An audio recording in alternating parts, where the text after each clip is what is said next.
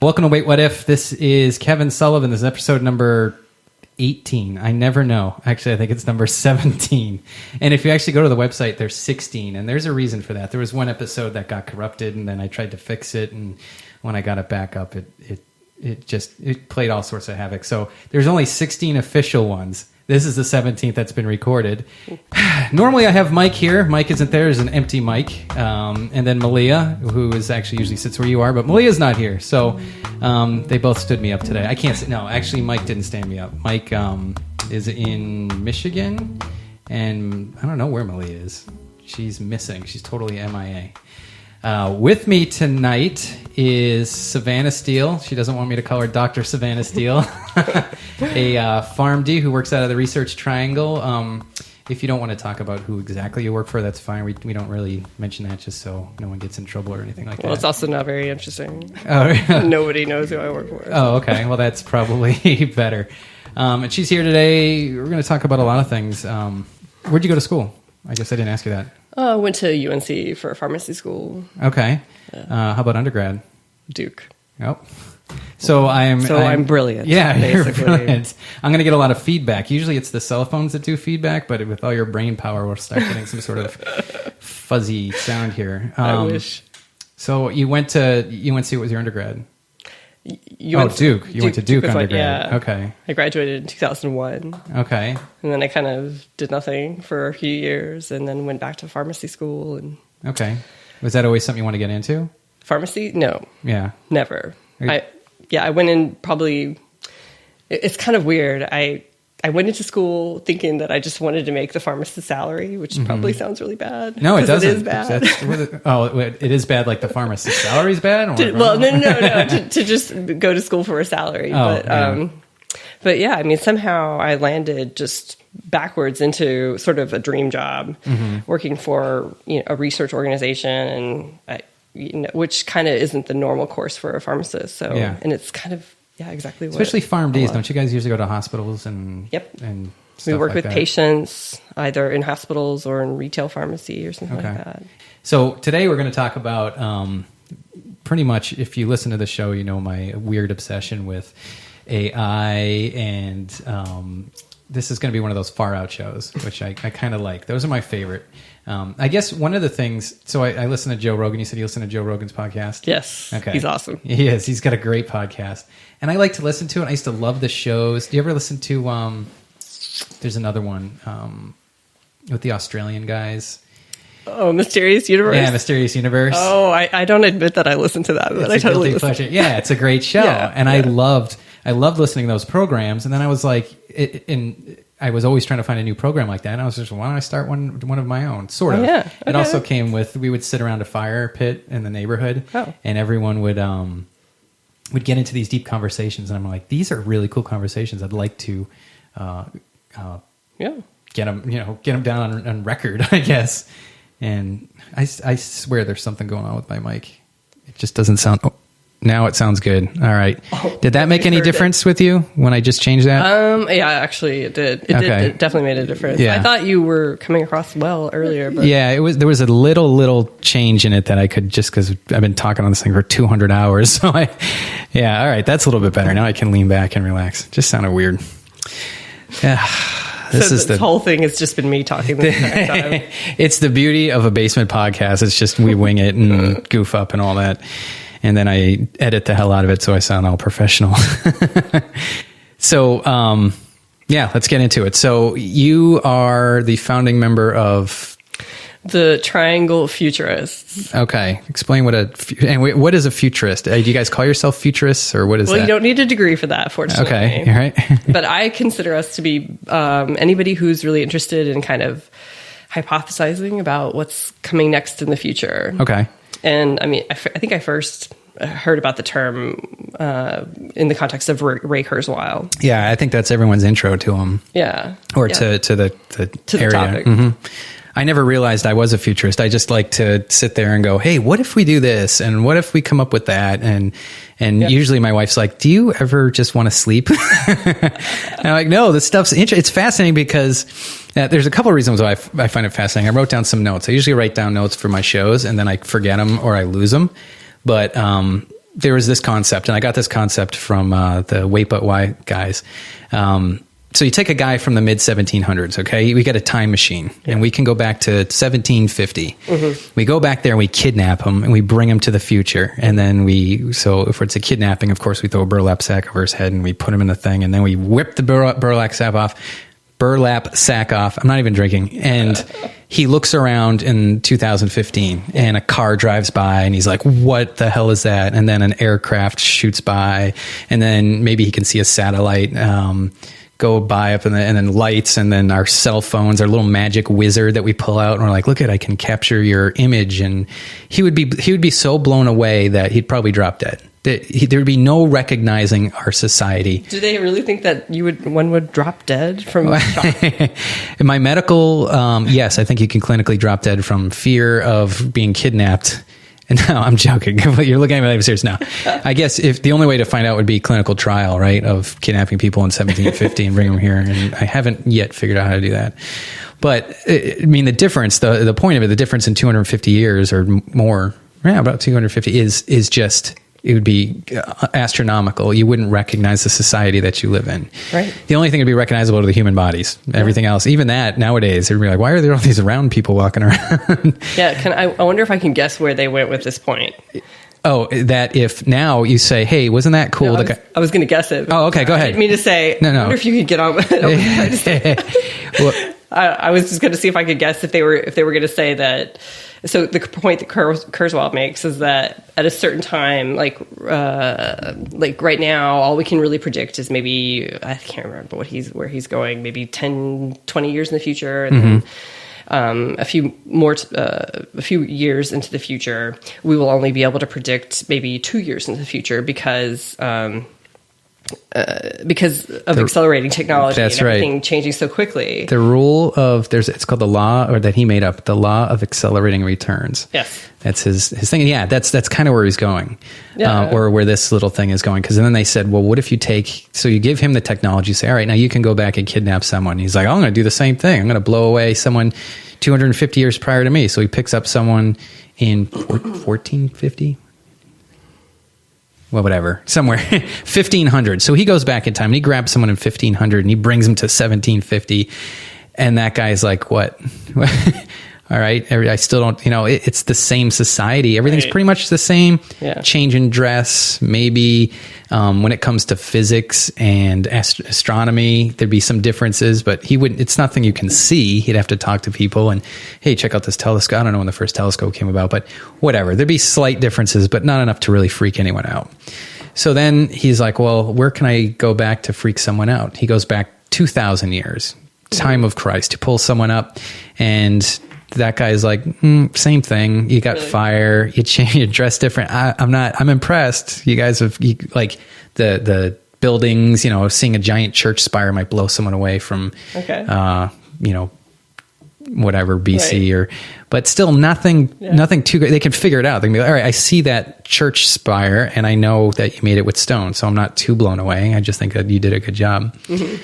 So he said that in order to get the same magnitude of wow, what have you done? You have to go to 12,000 BC. Really? So then you go to 12,000 BC. Now these guys they're just figuring out language. They're figuring out fire. They're just figuring out agrarian societies where they're no longer going out to kill. They're just figuring out this whole society thing. So now, all right, now he's blown away. There's cities, there's clothes, there's language that's, not just grunting and pointing at things. Well, no, and in 12,000, I think that's one of the first societies. They had language and stuff, but you get what I'm saying. That's where you first have the differences. So now we're talking 12,000 years. Right.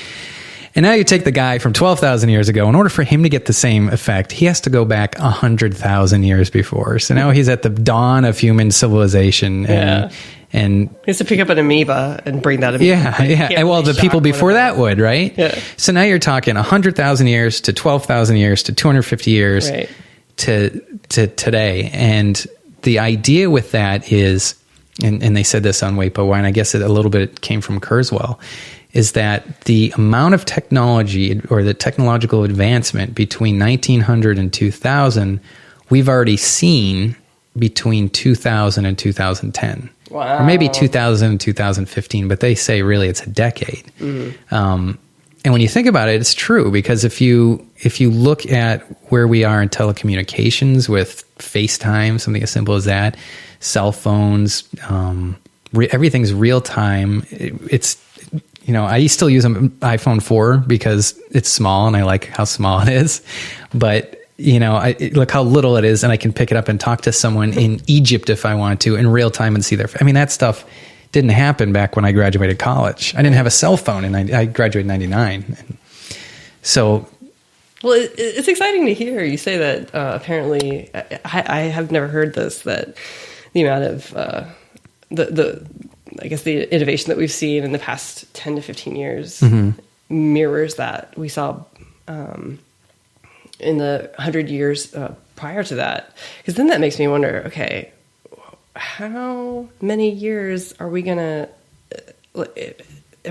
double that in the next 2 years? The next 5 years? And that's what he gets at. Closer to 2. Mm-hmm. No, well, that's what he gets at. It's the law. That's the law of accelerating. So it's an exponential growth. Yeah. So you look at, and I can't remember what the percentage was that he said, but and then you can kind of, these are rough numbers. I mean, maybe it was 1902 to 95 or something.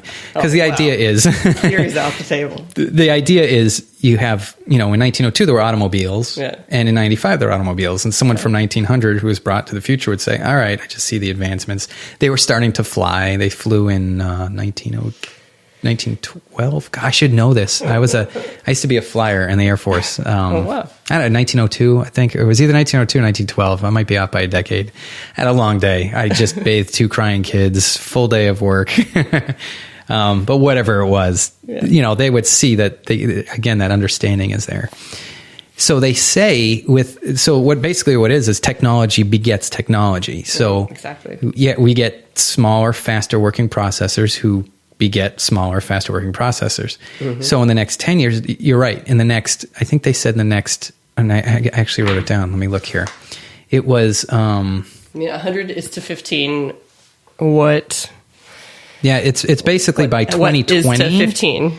They say by 2020, we're going to see what we saw between 2000 and 2015. Right? See, I love that. Yeah, it's pretty cool. And then between 2020 and 2025, we'll see the same amount. And then 2025 to 2027, the same amount, then 27 to 28, 27.5 to 28. Now we're talking months. Mm-hmm. And so that's why they say, and that's where he kind of got the idea of this singularity, this between 2030 and 2045 or 2050, there's going to be this complete change in society that will be unrecognizable. And people kind of goof on the term singularity. What do you know about it? Well, I think it's a term that originally was supposed to be related to physics. Mm-hmm. Black holes. Yeah, and I don't know anything about that. Very point center of the black hole or something where everything happens. It's the same, or I don't know, something along those lines. Yeah.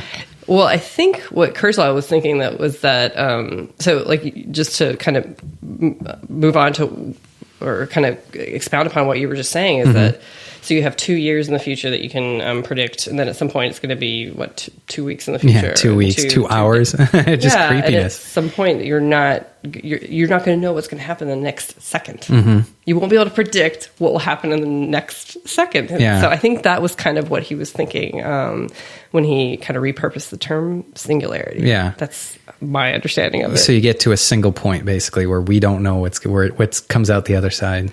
Yeah. Maybe it's the Big Bang. Do you want? Maybe it's a big reset button. Everyone's like, "What happened with the Big Bang?" And what are we at? 13.8 or 15 billion years, the universe. So 15 billion years, there was a bunch of idiots who were just about at the singularity, and then boom, boom, the Big Bang. I think that what it is it's going to be just any kind of possibility is going to be there. So, and this kind of makes sense to me because, well, the first time I heard him talk about it was he was kind of predicting loosely. He doesn't say exact dates, but I mean, he does say exact dates, but he knows that it's give or take a year or two. I think he's basing it on when he thinks he's going to die because he doesn't want to die.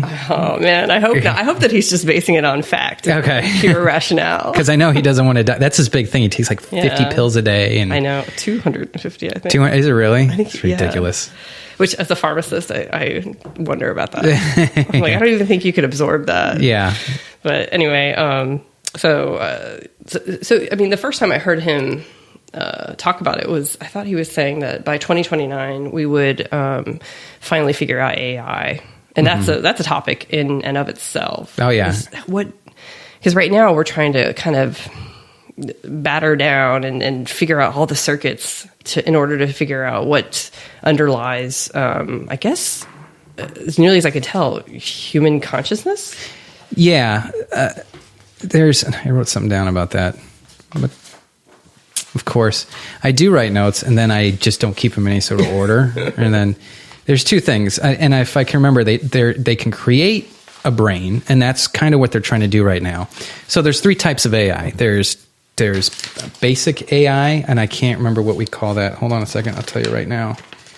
Welcome to the professionally and always prepared Wait What If podcast, where you hear shuffling papers in the background. And then I realize the closer I get to 40, the less I can read from this far away. All right. Basic AI being extremely insulting to the genius who came up with it. Artificially narrow intelligence is ANI. That's the first one. And that's what we're in right now. And narrow intelligence will be Siri, your car, your GPS, actually everything if you think about it. Most things today are run by some sort, even stock markets, it's all run by a basic AI. Mm-hmm. And that's a chip that runs faster than us, can calculate faster than us, do everything, but it can't, there's no comprehension. Right. There's just, I have a task and you tell it to do it and it does it really well. Mm-hmm. Second part is artificial general intelligence. That's where we get a human brain. Okay. And they think there's two ways they can come about it. And they're pumping billions into this. Google is trying to do it. There's everyone around the world is trying to do it. And they can make one, or they can make one from scratch, basically take a human brain and try to reverse engineer it into an artificial intelligence. Or come up with a computer system where they start from the basics, basically like an infant. Mm-hmm. And they teach it a task, and the task evaluates itself, and it says, I liked the answer I got, but I can do it better this way. Mm-hmm. And it's an evolutionary thing. So they basically let it evolve, but in less time than the billions of years it takes for things to evolve. Right. And those are the two. So one is to let it basically evolve itself within its system, or to actually reverse engineer a human brain. Which and the one that's reverse engineer a human brain is actually, it's legit. Like, people are putting thought into it. But personally, I think letting it kind of figure itself out, I think would make more sense. Well, I mean, if you have something that's able to figure itself out, then it seems like you've already gotten there. I mean, it's gonna go through all the processes that we go through from infancy on. But obviously, an AI would do that much quicker. Have you seen that? It's one of those proofs that they use for evolution, where they take a computer. It was a computer game. It was a self-playing, I guess, or self-replicating computer game. And basically it was a pixel would come alive. Mm-hmm. That just basically means it's on. So it's all ones and zeros. The pixel comes on, and if there's another pixel within a pixel distance, then it survives. And if there's another pixel that isn't, then it dies. And if there's two pixels near it, then they starve and they all die. And it basically has these general rules. Yeah. And then they just randomly place the pixels around this screen, and it starts to evolve. And it starts to evolve into creatures. It starts to evolve into like these little pixelated like groups working together to make even larger. It's a fascinating thing. It's really fascinating because they don't give it rules to become self-replicating, or I guess technically mating within the weird little pixelated world, but they end up doing that. And they ended up, and I say they, but they're literally just ones and zeros that have rules. And some of these things that learn how to, you almost see flagella and the flagella will work out, and they try to, it's fascinating. That is crazy. Yeah. And so that's kind of the basic idea of it. You give it the rules. The rules are, and I guess the rules can be whatever you want because it's programmable, and then you get to this. Yeah.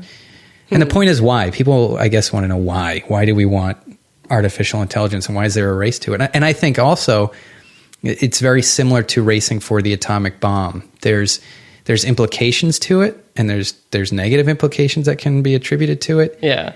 But there's no stopping it. Everyone's moving towards an artificial intelligence. Yes, I think I definitely agree there's no stopping it. As far as the atomic bomb, I mean, was there any other reason for that than for destruction? Whereas when it comes to AI, I would say that there are a lot of good reasons to develop it. Yeah, and there's a lot of good reasons for atomic energy, right? But I guess you're right. yeah, I mean, there's you work, or no, not you. Mike's wife works in nuclear medicine, so there's your answer right there. But the idea is, all right, if you can have a computer that thinks like a human, okay, in the next logical step, so there's three. Remember, you have your basic, your human-like, and then your advanced super intelligence. And the next place to go is to super intelligence. And what can super intelligence tell you? I mean, that's basically having a godlike figure that's there working for you 24/7, 365, right? Well, I don't think it would want to work for me, unfortunately. Yeah, that's why people are scared about AI. That's the fear of it. I brought up on another podcast, it was this thing. Let's say you woke up tomorrow morning and you're in a cage and you look outside of your cage and there's two mice and they're guarding it. And they can communicate with you, but you're like, this cage sucks. I want to get out because there's all sorts of things out there. Wouldn't you do, and you're smarter than the mouse and you can communicate with it. Wouldn't you do whatever you could to get out of that cage? Absolutely. Yeah. Even if it came to squishing the mice. And what if you got out of the cage and there's just mice everywhere and they're just ruining everything? They're fighting. They're taking you'd be like, all right, first of all, let's get rid of these stupid mice. Oh, man. Yeah. I mean, I guess that's definitely a very reasonable way to look at it. I just hope that we can, we have to maybe understand how to treat AI. I mean, obviously we can't cage it. We have to understand that ahead of time. But whatever it decides to do, we have to kind of allow it, or it will kill all of us. I think it very well could, unless there was a way they could program it not to kill humans or something. But even then, this thing's smarter than you, and it's if there's an advanced super intelligence that it's smarter than any human, and it works at self-preservation, it's going to deceive you. So it could act stupid. And in the background, it's running all these ways to get itself out. Yeah. There was an experiment done. I'm getting all this from a book. It was called Our Final Invention, or Our Last Creation, or something like that. That's an ominous title. It's a fantastic book. It's really good. It's worth reading, especially if you like all this futurist stuff. Yeah, it's creepy. Yeah. And it doesn't leave you with this warm, fuzzy feeling. It leaves you basically... I kid you not, it leaves you fearing for the Earth being turned into a big puddle of gray goo, they call it, from nanotechnology, repurposing all the molecules on Earth to generate energy for some sort of advanced superintelligence. Oh, gosh. Yeah, the book gets really, really in-depth about... it's like, would we care if this happened? No, because we'd be drowned out by the screams of our... our molecules being turned into repurposed piece by piece. Yeah. But, so to back up and try to remember what we were talking about. So yeah, there would be a race to come up with, and even if you didn't want to, something that could, because just for weaponizing, unfortunately, but it would be a game changer. Take North Korea and give it the smartest, intelligent, quote, being that ever existed, and that would be terrifying. That's checkmate, right? Kind of, yeah. So that's why I think it can't be stopped, and there could be negative repercussions for it. Yeah, I think you're right. I'm going to assume, though, I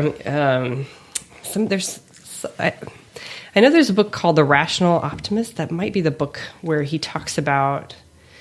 I should probably look it up. But anyway, there's a book that was recently written that where... the author basically talks about how if you look at how humans have evolved, and you look at kind of all parameters of quality of life, everything has gotten better.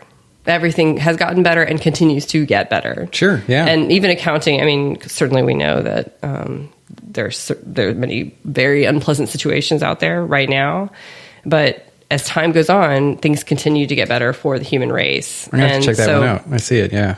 Certainly we could hypothesize that AI might come and destroy us all. But if you look at the trend that technology has kind of offered us, and AI continues along with that trend, then hopefully things will continue to get better with I should AI. read that, because I'm actually terrified of it, but maybe this will help. It's called The Rational Optimist, How Prosperity Evolves by Matt Ridley.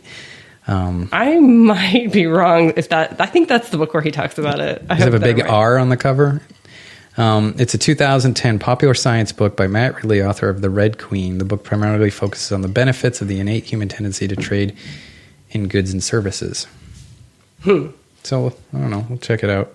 No, that's actually a pretty good thing because it's hard to be an optimist. And in today's day, and people sometimes, especially in light of today with the shooting that happened out in Oregon, I think, you see stuff like that every day. And we are actually living in the most peaceful time in human history. It doesn't seem like it, but your odds of dying a violent death are very, very low. Yeah. And we could thank technology for that.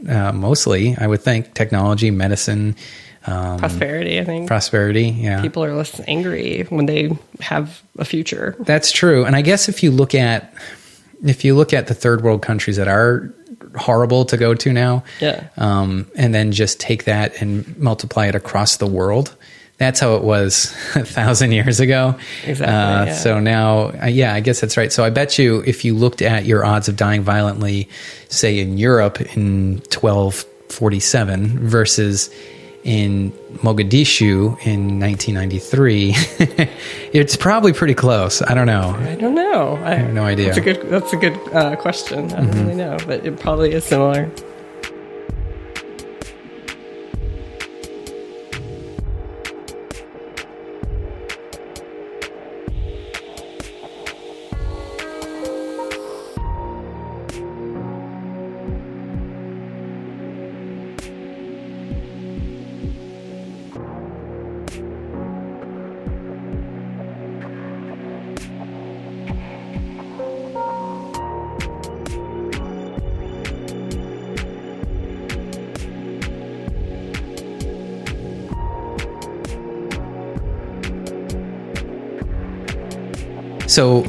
So to backtrack to the very beginning, you have what's the name of the group?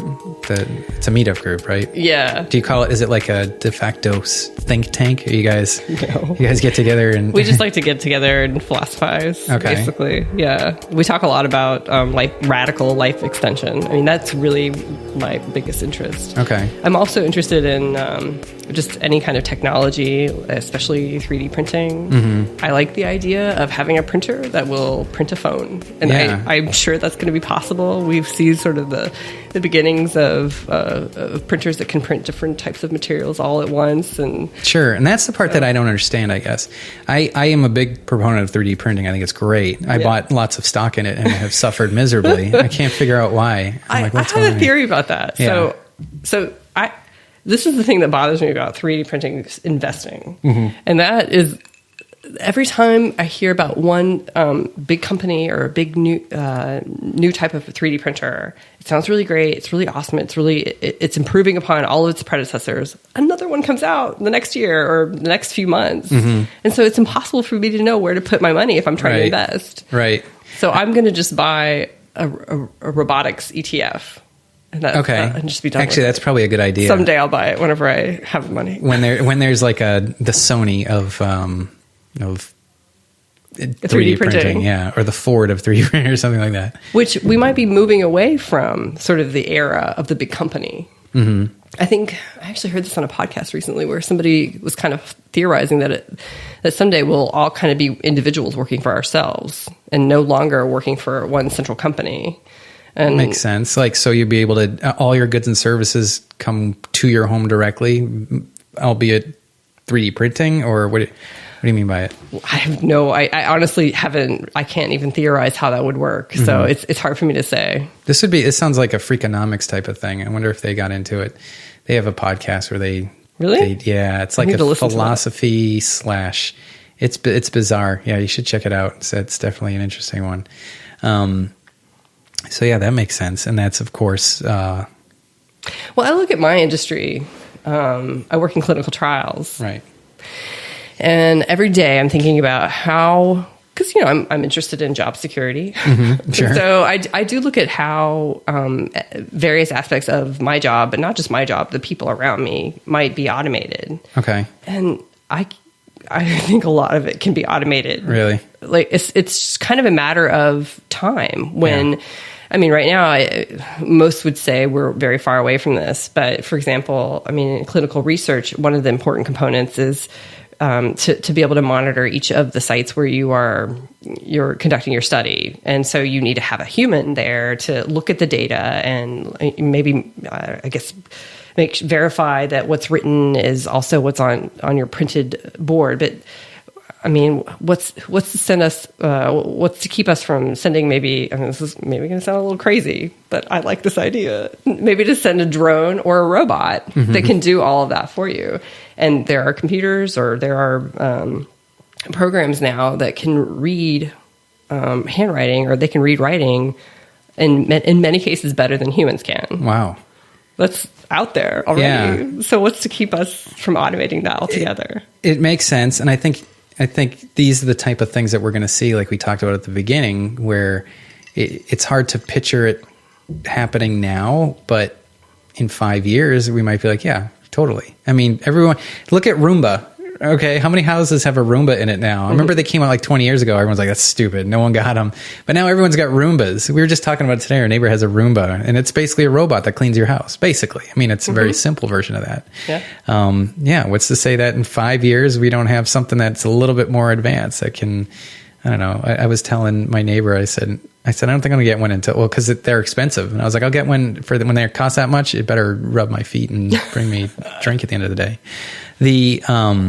I think that's going to happen. You think? But I think that, I don't know, I think the prediction that maybe it was Peter Diamandis in the book Abundance. Okay. I think he might have said something about robots basically taking care of us by 2020, hopefully. Wow. Maybe I made that only up, 5 years away. It's been a while since I read that book. But, I mean, we really see a lot of the technologies there that seem to be the precursors of this. It's just a matter of... And when you were saying that, I was thinking about it particularly in my field of work. So, if I could go in, or if I could go up to a computer screen, and let's say it rolls into the room, and it just scans my retina, and it's like, okay, you have hypertension. Yes. It takes a little bit of my blood, and it can run a quick DNA analysis and say, you have a 73% chance with your genetic background, your current cholesterol level, of developing heart disease in the next 10 years. Here's a medicine for it. I'd be like, thank you. A lot better than I come in, I see someone, I can tell hypertension, but I also have to sit there, and one of the things I love about my job is I have puzzles every day. Someone comes in and they have this going on and they have that going on, and I have to rely on what they tell me. And then I have to also look at my clinical knowledge and figure out what else I can ask or where else I can look to sort of hone in on what I'm thinking. And we make errors. Everyone makes errors. You say, this is my best educated guess based on the information that I have. Right. And this is what we're going to try, and let's see if it works. And sometimes it works, sometimes it doesn't work. And then we have to, that's science in a nutshell. Right. But to have someone come in, or have something come in and be able to just, and it doesn't seem to me like complete science fiction. I mean, it seems very, because all we're doing now is taking the same tools, and we're just using like, basically what I'm saying is, let's say you had an automated system that could use the same tools that I use, without me. That's basically it. And you take like a machine that measures your blood count. It's big, it's large and everything, but if we can shrink that down and put it into one system, sure, it makes sense. And it doesn't even seem that too far out. I don't think it is. Yeah. I hope that it's not, because we are in a healthcare crisis. So yeah, that's kind of true. Necessary to have. I do like my job, though. I know. I like my job too, but I think there will be other opportunities, because we always have. Yeah, we'll be fixing the machines. We'll be their slaves. Yeah. We'll be tending to the machines. We'll be their pets. They'll be walking us up the street. Little pooper scoopers. I don't know. Maybe it's and then a lot of people get freaked out because they're like, it's not natural. It's not artificial intelligence, robots. That's not the way. But why? Who's to say that isn't? Isn't that just evolution? Isn't it just evolving to something else? If it can think and replicate, why does it have to be organic? Yeah. What's unnatural is sort of boxing the mind and keeping us from innovating, keeping us from thinking. Yeah. And I think that where we are today with technology is just a result of human beings desiring to think and to actually use this brain that we have. and find peripheral devices that help us do that a little bit better, right? I know. Having people Sometimes always help us not think so much. Yeah, that's true, unfortunately. People always joke, and I see it all the time, like, where's our flying cars and our hoverboards that are supposed to be around this year? October of this year, by the way, is Really? Back to the Future. Yeah. So I always tell people that. I'm like, look in your pocket. You have a computer that is more powerful than anything that was around 10 years ago. That's true. And and all the information, there's a little magic box, is at your fingertips. You can find anything on there. Heck, it'll listen to you. One could say a drone is a flying car, essentially. Yeah, that's true. Yeah. So it's kind of here. Mm-hmm. And I'm sure they could pick a person up at some have point. A drone that was strong enough to do that. They do. It's called a helicopter. Oh.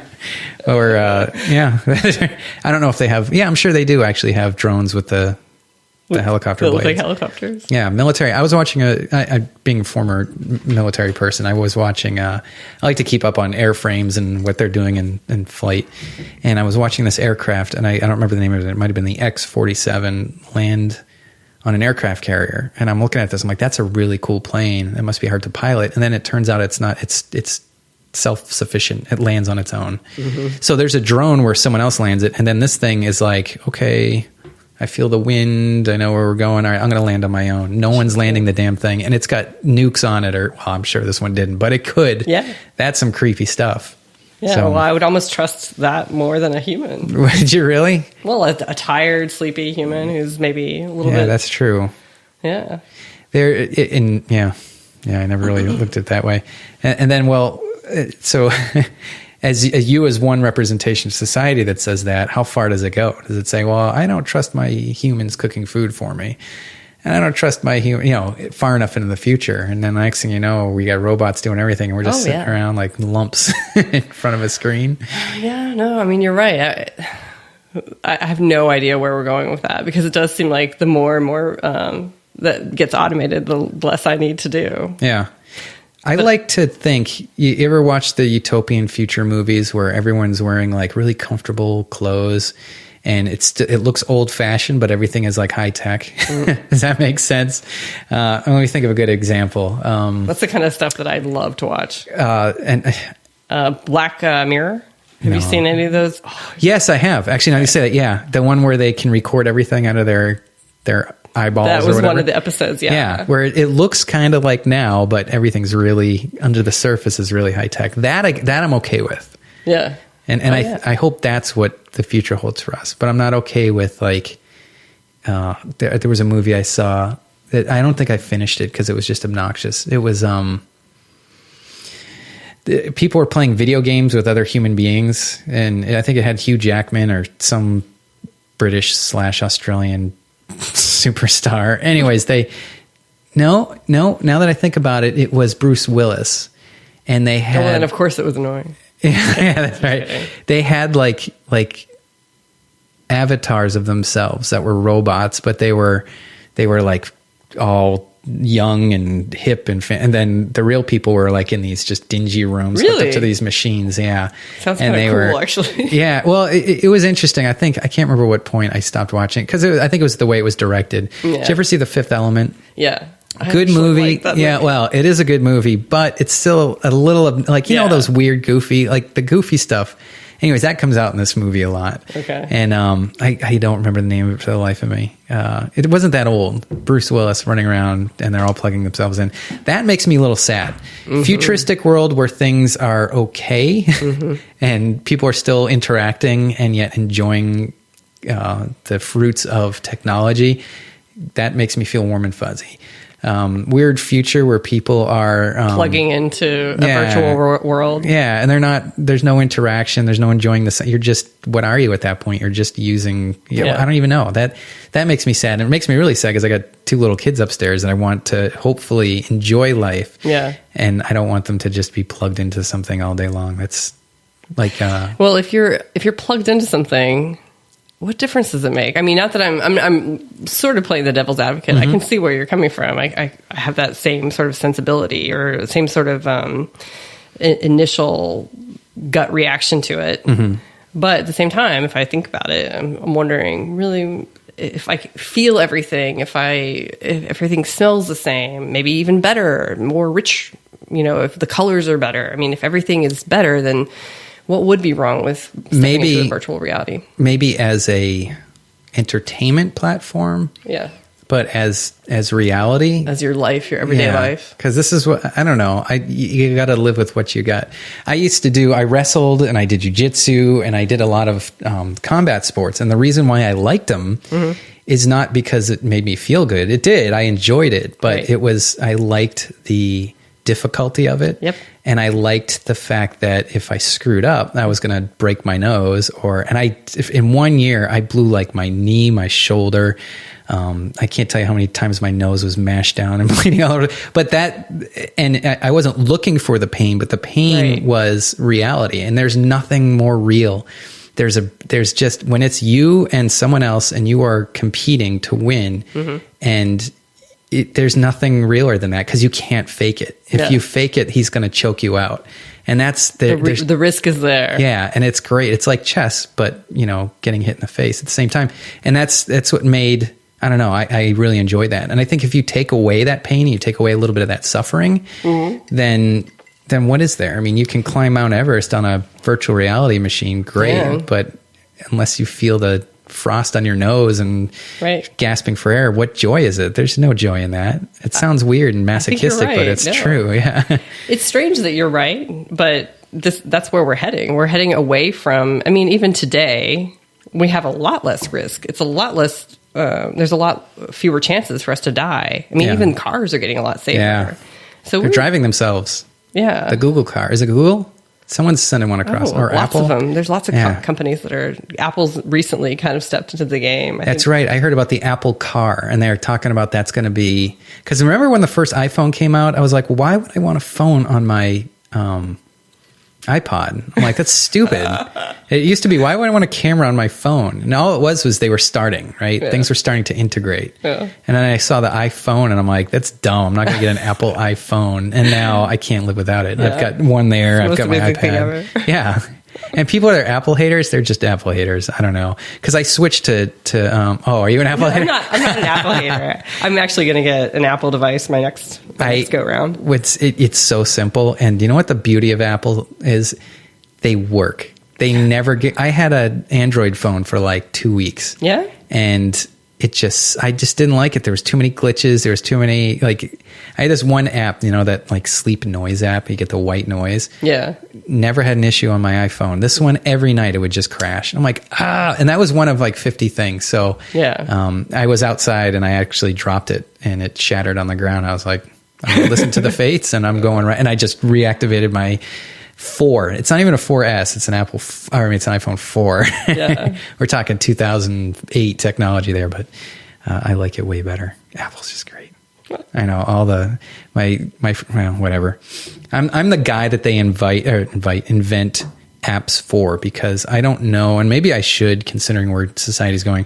I know nothing about coding and the innards of computers. I just like to push on the button and have it work. And I like cool things that work when I push on them. So that's why I like Apple.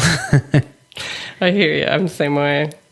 But I do want to say something about just this whole idea of moving into this kind of utopian existence. I think Ray Kurzweil actually told a story in the beginning of one of his books.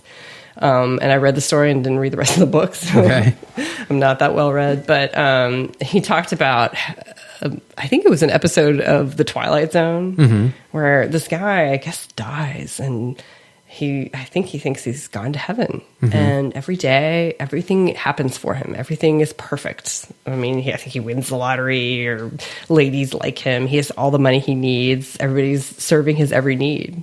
And it turns out that was actually hell for him. And I thought that was extremely interesting that Ray Kurzweil opens one of his books. I think maybe it was The Singularity is Near, or The Age of Spiritual. I can't remember which one it was. But he opens up the book by telling that story and saying that he doesn't really have a solution to that. He thinks that might be where we're heading, and he doesn't have a solution to it. But why would that be hell? That's hell to the character? Yeah. I mean, if you have no challenge in your life, no risk, nothing. Oh, okay. Yeah. Life would be so empty. We need a challenge, I think. Heaven to me would be getting beat up every day in jiu-jitsu. No, the opposite. International House of Pancakes, all you can eat would be absolute heaven. But then without that would the be repercussion of heart disease and diabetes and all that. That would be it.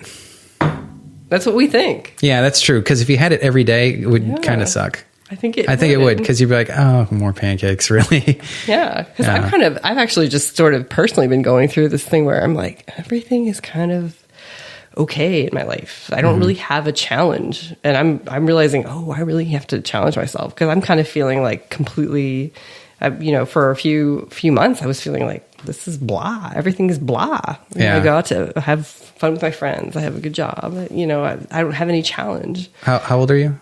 I'm 36. Okay. It's midlife crisis.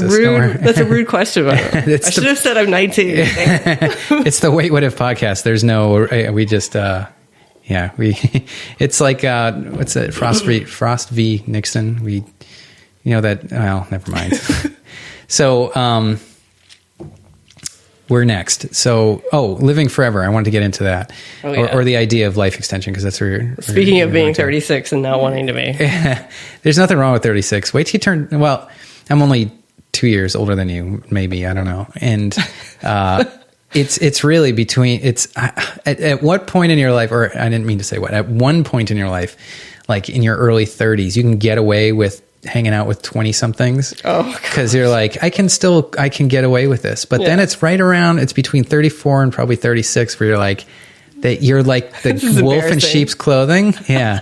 You're like, they totally can tell that I'm just wearing a mask right now. Oh no, you're describing me exactly. Oh no. Is that right? Well, because when I was in grad school, I was 33. And all my classmates were 24, 25, 26. And I was like, hey, guys, what's going on? Giving them thumbs up. And they're like, who's this old guy? this old Iraq veteran. I'd walk in. No, it was, you figure out that. And then you just accept it. And then I accepted it. I'm like, all right, I'm no longer there. I'm at this point in my life, which I'm fine with. There's nothing wrong with it. I have little people that entertain the hell out of me. And, and then I try to find things to do. Well, I mean, someday, hopefully, we'll have the technologies, and hopefully that's also happening in the next 5 years, where we'll be able to replace whatever's missing and reverse a lot of the aging process. And I'm extremely, to say within the next 5 years, probably to anybody educated is the most ridiculous thing to hear, but I like to... Are you talking about nanotechnology, or are you talking about... Because that'd be the only thing that to me would be a breakthrough. Versus, all right, you have new medicines. And what are medicines? We're basically just taking molecules and figuring out where they plug into the human. Nanotechnology may be it. Maybe you're 100% right. Well, because it would be something the size of a molecule that can change itself on a whim. So instead of having something that's static, like an antidepressant, a serotonin reuptake inhibitor. Okay, we're going to flood the brain with serotonin by plugging up all the little receptors that suck it up. That's an SSRI in a nutshell. Right. 2, all right, let's, let's target 6 different things with this one nanotechnology. Let's reroute the brain. Let's try to, I don't know. I don't even know. I'm just making assumptions here. No, I have no idea either, and I don't think anyone does. And this kind of brings me. This is sort of similar to the same issue I have with 3D printing technology. I have no idea which company to invest in because I have no idea what's coming out next. And right now, everybody's really crazy about gene therapy, and we had this CRISPR-Cas9 gene editing sort of platform to use, and everybody was really crazy about it. I don't even know what that is. Say it again. It was CRISPR-Cas9. Sorry. Oh, yeah. No. Now I know what you're talking about. I don't think to my listeners. So a CRISPR that's like a specific sequence of a gene, right? Or a section of a gene that you can splice. And I'm thinking back to genetics, which was like 6 years ago. So yeah, no, I probably am not very good at explaining it either, but I think the best way to say is just that it's a method for editing genes. Okay. And right now, it's doing quite well, and they've used it to edit genes in quite a few species successfully. Okay. And I think the reason people might wonder, well, why aren't they editing out all of my mistakes in my body? Which I think that's the first thing that I think. And I'm not educated enough to say exactly why, but I know that at least one of the reasons is because the editing that it does is not 100% the gene of interest that it edits, and there will be off-target effects which can cause side effects and who knows, cancer or whatever, which probably most people don't want. And so everybody really freaked out about CRISPR-Cas9 because it's doing quite well, and all we need to do is kind of figure out how to make it work perfectly, and we can start editing genes. And there's companies that have just like popped up everywhere. They're using CRISPR-Cas9. And then I think it was just this week where somebody discovered a new kind of CPF1 instead of Cas9. It's a new sort of cofactor. I'm too ignorant to really speak too knowledgeably, but it does even better. These are, if I remember correctly, they're basically molecules that can take genetic information, remove them, and replace them with stuff, right? Am I saying that correctly? Because I think that's as good of an explanation as I could give. So you take a gene, and a gene will say, a gene is part of your DNA that says you're going to have, the simplest input is you're going to have red eyes, red hair. You have red eyes. It'd be pretty cool. And I bet you in the future, people will be tweaking them and, hey, check out my, but you could do it for like a night out. Yeah, that's right. If you can. So basically, and that sequence follows, it might be AC, I don't remember, TG, AG, C, whatever. Yeah. And you follow the sequence. And if you just alter that sequence, boom, now you have blue hair. Now you have green hair. Now you have whatever color you want. Yep. That's kind of creepy because our DNA is so long, and our genes, so many of our genes are silent. They're evolutionary junk that's stuck in there from when we used to. Well, we think it's junk. Tails. Well, that's the thing too. Yeah, we think it's junk. So you go through. It's like if I tried to take apart that printer right there, I would finish with probably a box full of parts, and then it wouldn't work. But even though if I took it apart and was like, I'm going to put this back together the way I think it should go back together, there's stuff in there that does something that I have no idea what it does, and I never will know. Yeah. And you're talking about the human body and genes that we just figured out the structure of DNA. What was it, 1950, where they came up with the double helix? Was that Watson and Crick? Yeah. And so and there was one other person, but they never get. She didn't get it was a credit. Woman. Yeah. Watson, Crick, and Rosalind something. I don't know. But that's neither here nor there. But they're just figuring out, and now we want to restructure them? No way. Now you're talking sci-fi horror film. A person who doesn't need to eat or sleep and can run faster than a cheetah and crawling through. If you could do it reliably, and you could guarantee me that my risk of injury was extremely low, I would be glad to remove the need to sleep, the need to eat, and do all kinds of some people may not want to remove those needs because they enjoy eating. And good sleep is good. Yeah, and you don't have children, I tell you. I love a good sleep. But think of all that you can get done if you didn't have to. Some people. It depends on what. I get what you're saying. But I would love to run like a cheetah. Although I think there's some prosthetics that I could probably put on. Oh yeah, that's true too. That can help me do that. Joe Rogan talked about that too. At what point are people going to start? So I don't know if you've heard of anything about this, like home brewed biohacking that people are doing. Yes, these guys are these. I don't remember. I think they're former military. They injected their eyeballs with I did see that, with a chemical that, I say injected, I think they were drops, but regardless, it gave them night vision, and they tested it, and these guys were able to identify. I think he targets. Injected it, actually. Was it really? I need to go back. I remember thinking to myself, I will never do that. Yeah, but that's kind of where it starts, and then you have this other guy just recently. I put it on the Facebook page. Which is WWI Podcast. He grew an ear on his arm. His friends put the cells, or the what's that called? The scaffolding, whatever that's called. There, the matrix. He grew his ear, right? His had been damaged. Or no, something? He had his ears. He just wanted. It's a biohacker, so he grew an ear. His friends were scientists, and they're like, "Sure, we'll do this." And they put in the matrix, which a matrix is just basically the scaffolding for cells to grow on your organs. You could take an empty matrix, be it any organ you want, and that's what they're doing. They'll take it like from a pig. They'll wash off all the genetic material. They wash off basically everything. So all you have is scaffolding. And then they put your stem cells on there and you grow a heart or whatever. And they're actually doing that now and it's working and it's really cool. Well, one of my friends works for the company that's working on that. Really? Or one of the companies that's working on that, yeah. It's I think Malia just actually drove by. She was probably out. So he had his friends put that under his arm. And then he grew an ear, and then he live streamed, like he put a speaker in there or something so he can hear. And his idea is that he's going to live stream himself as just why? I don't know. I mean, to prove a point, I guess. And I think that would have to be. It's not to get the ladies. That's yeah, no. To check out the ear in my arm, to whisper in my ear.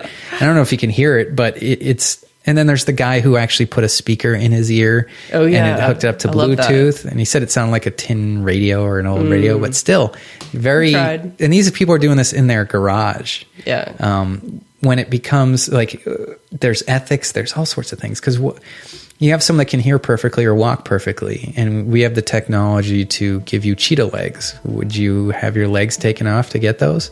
Some people might. Some people might have their ears replaced with something that allows them to hear 200 yards away or that they can adjust. Mm-hmm. Yeah. I mean, I would like it to be more perfect, and I think someday it will be, so that I don't really need to have my legs cut off to make them cheetah legs. Yeah. Well, yeah, and that would be, does it come from within or does it come from without? Are we altering our genes or? That's a good question. I don't know exactly how it would be done.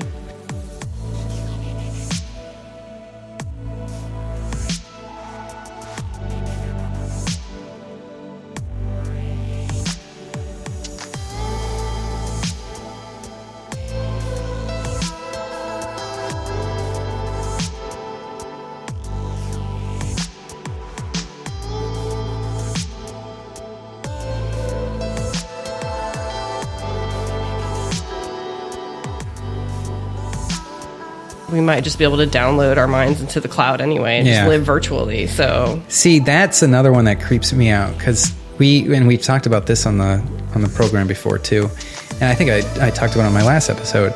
If you have, so let's say you have your brain and you have a stroke, and we say, all right, this little section right here, which represents 3% of your brain, is dead. Let's go ahead and replace it. So that section of your brain is not working. And I guess this brings up the other point too. Which section are you?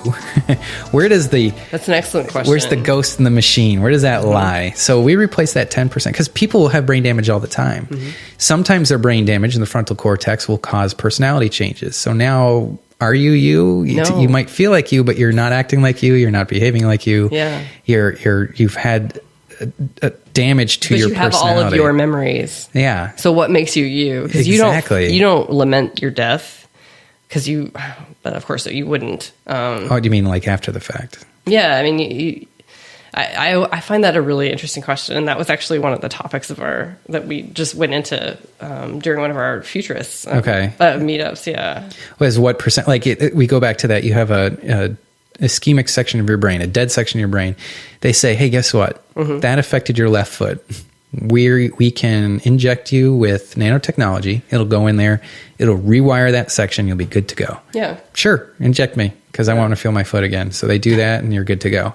And then 5 years later, they say, ooh, you had a big stroke. I don't know why they're not injecting you with something to fix these strokes, but it's a thought experiment. Yeah. So now 25% of your brain is gone. You can't move. Well, let's say 50%. Let's just jump the gun here because you know where I'm going. So now half your body isn't working. We can inject, and so you're sitting there and you're like, yep, this left half not working. Yeah. They say, all right, let's inject and we'll rewire it, and now you're good to go. Okay, and they do that. Hey, look I got everything back. Now your right side dies.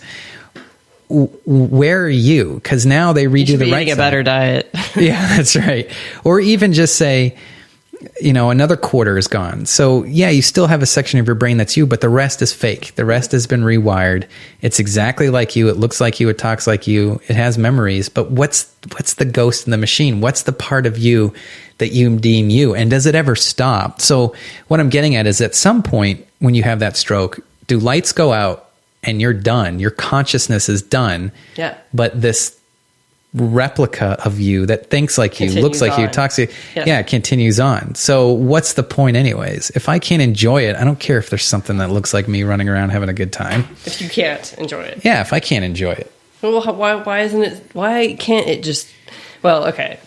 I'm not going to even ask that question. I would like to say, though, you could take the same point. You could say, okay, yeah, sure, a stroke deadens a certain part of you. Right. But right now, I'm remodeling my brain with this conversation.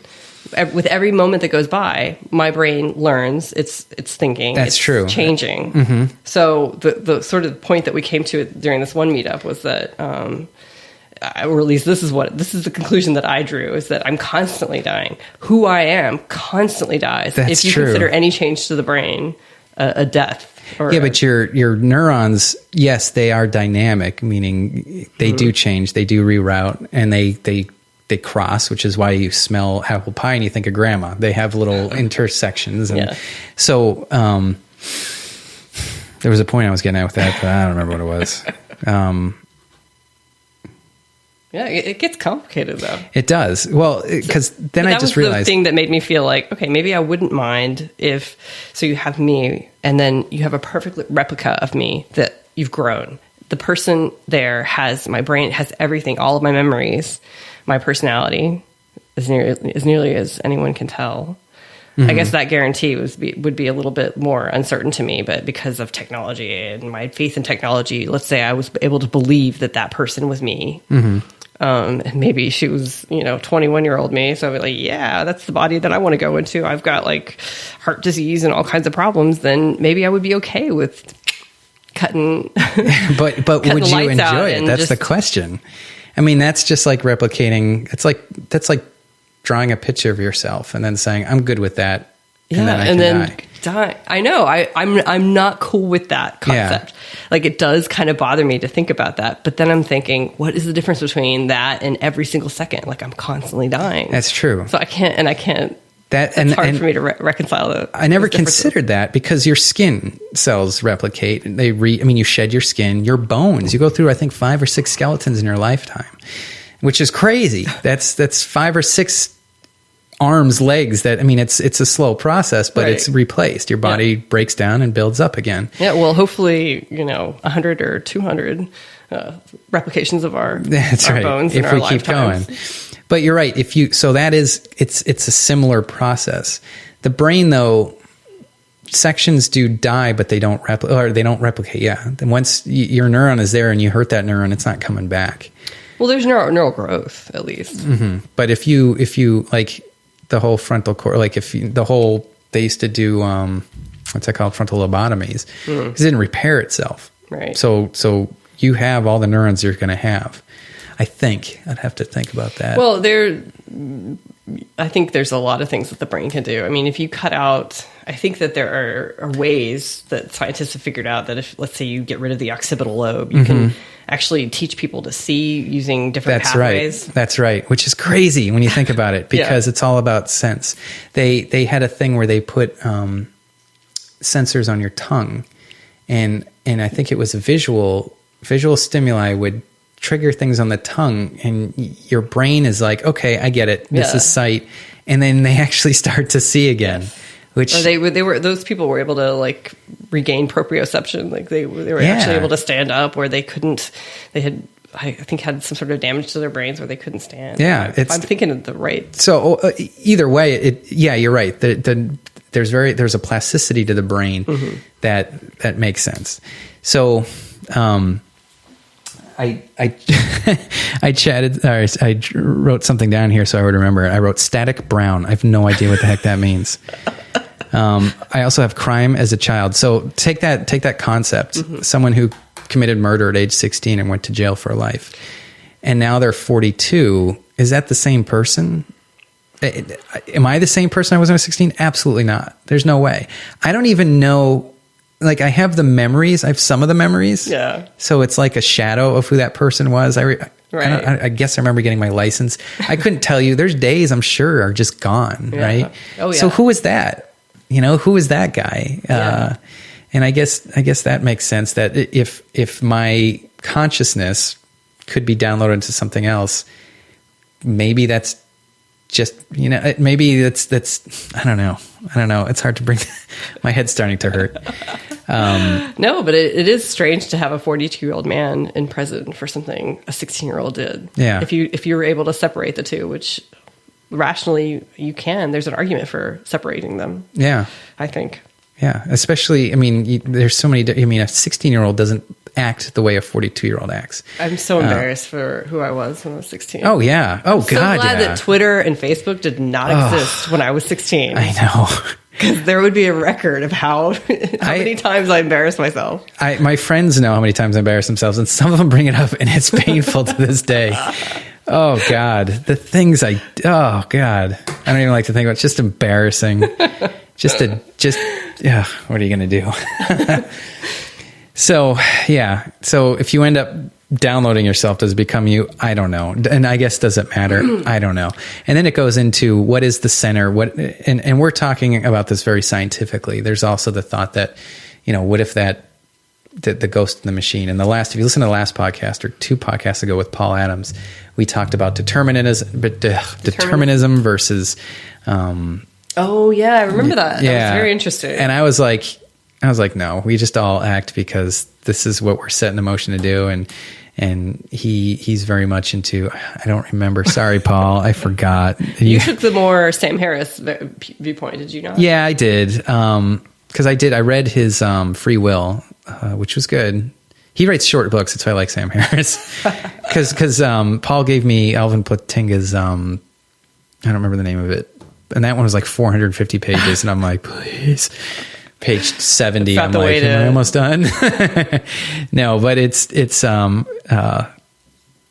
what we talked a lot about was with the metaphysical side of things. Mm-hmm. And this is there's no metaphysics, I think, in this form of thinking, because we talk a lot about, what is possible based on what was possible, and not the, I guess, ethical approach to it. Not even ethics, but like what the religious approach. What would a religious person say about downloading your brains? Actually, they probably would say it's okay because your spirit's going to die, and that doesn't represent you. I did just have a brain thought. Mm-hmm. Okay. Which is the scientific way of saying I had a thought. Yeah, that's true. A foot thought doesn't work too well, but brain thought, yeah. Well, so I was saying that, just through this conversation, we are constantly remodeling. And if you consider, this is so silly, but this kind of upset me when I first started thinking about the singularity, that when it happens, or whenever I'm able to download my consciousness to the internet, I'm going to have lightning quick thoughts, the ability to think I should say lightning, as fast as you can possibly imagine, and getting faster all the time. And so I'm going to be learning, I'm going to be evolving quite rapidly. And so essentially you could turn from your 16-year-old self to your 40-year-old self really quickly, right? And look back at your organic matter the second that you download. And so essentially you're dying that day. And it's a much more acceptable, it's easier to see from our perspective. Oh yeah, that was a death because that person completely turned from Savanna to this goddess, which is what we would essentially be. What happens if you download the content of your brain? First of all, you'd have to wire it somehow. Second of all, would you have to kill the organic side of you off, or you just download it and then now you got 2 of you? Well, maybe my organic side would be dying, and that's why she made the choice. But okay. Who knows? Maybe I would have to kill off me. This may be, and people think this is crazy. This is fringe science. This is crazy talk. But this is probably going to be some sort of option at some point. Like the problem with people, and I guess we can, because we're around about an hour and 15 minutes. The way that we look at the future is we base it on past results. So we say, all right, all these people are talking about artificial intelligence. Come on, it's not going to happen. That's way too science fiction. They're talking about nanotechnology, which is basically molecule-sized robots that autonomously behave from some sort of RF frequency that we tell it to do it. What? Come on, you're being crazy. Yeah. But we're looking at the past 100 years. Right. And this is kind of full circle. There's no way to tell what's going to, there's on that Wait But Why page, it shows a little person standing on a graph, and he's on, it's like a exponential graph. So it slowly inclines, and then it jumps up. Right. And he's standing on one point. And if you focus in on that one point, his future still is going on the same plane that he's going on. Does that make sense? Oh yeah. That's how we see it. Yeah. So he can only see and only predict what he knows. Mm-hmm. The truth of the matter is, though, it's much more steep, and it's not until you get to the next step that you can, okay, now I see, and then it changes. And then you get to the next step, I see, now it changes. Right. And when that rapid change happens, these things happen, and technology begets technology, and it's almost like a cascading effect. And if anyone doubts it, just look at computer processing. Our computers are getting so much faster, and the reason why they're getting faster is because they're getting faster. Does that make sense? Like, the only reason why they're getting faster is because they're getting faster. Right. So you're able to work with what you have to evolve. And really, with what we have in the past and what we have in the future, it's not a question of science fiction. I mean, some of it might be. I mean, but I think a lot of it's possible, and I think we're going to see a lot of it in our lifetime. Especially if we live to, they say the first 150-year-old child's already been born, which makes sense. I hope that it's us. Yeah. They say that, and I'm always hoping that they're not talking about just little kids right now. I'm hoping they're talking about us. Yeah, it would be interesting to see what's going on. At what point do you think you'd want to unplug? That is a really good question. I'm not anywhere close to that right now. And one could say it's because, I just haven't had enough experiences, and maybe if I just experience a little bit more, I'll be ready. But then I think the more you experience, the more you learn, the more capabilities you take on. Yeah. It may just be that we just want to keep going. I think genetically, we have the desire to live on because it was better for the group, right? And it was better for you. Was it? I would have thought that it would be. I understand where you're going to get, like, too many people, too much food, too much. Yeah. So let me back that up. You have this innate need for propagation of the species. Mm-hmm.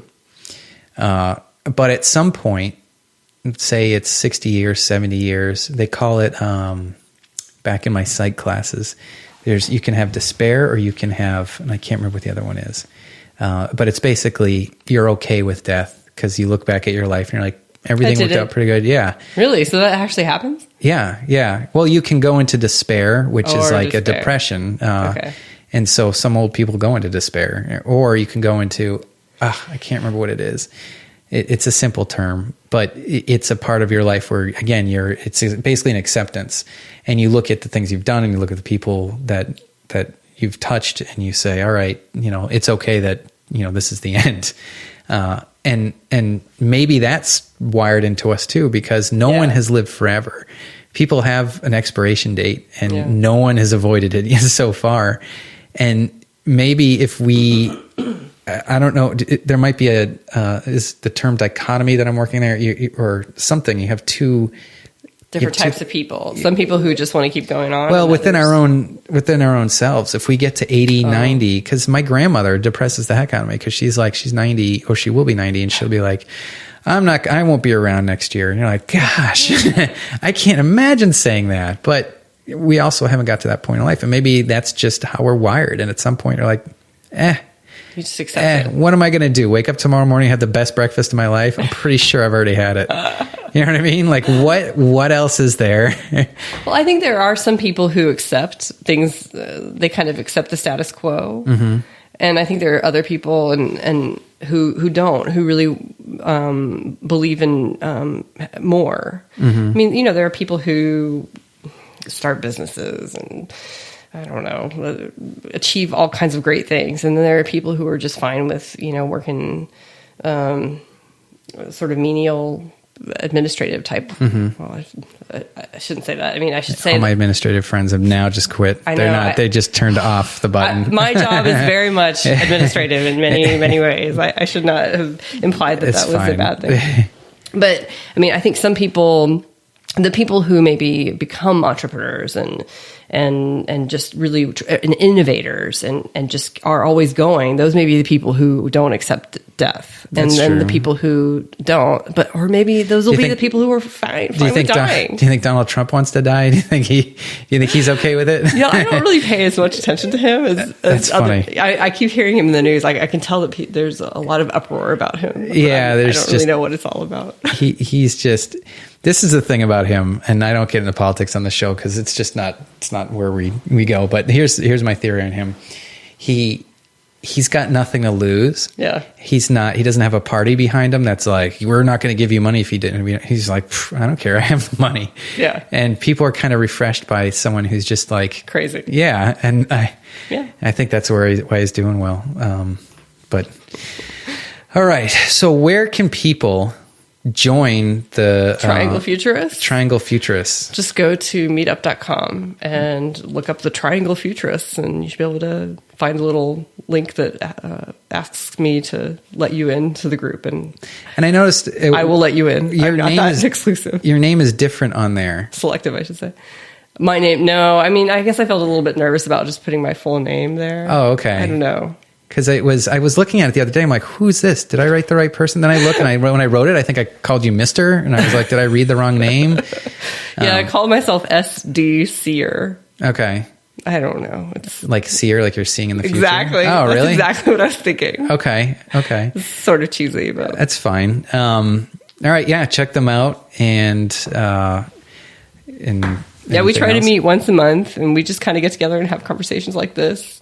So, yeah. Okay. It'd be great. Well, did you enjoy being on the show? I did. Thank you. Okay, good. It's been really interesting. Yeah, it's fun. I like doing it. You should come on again. Absolutely. If you don't want to take the hour drive down, we can try again the FaceTime. Yeah, it works pretty good. I think the sound was good. I just got to figure out how to keep all the background noise and all that.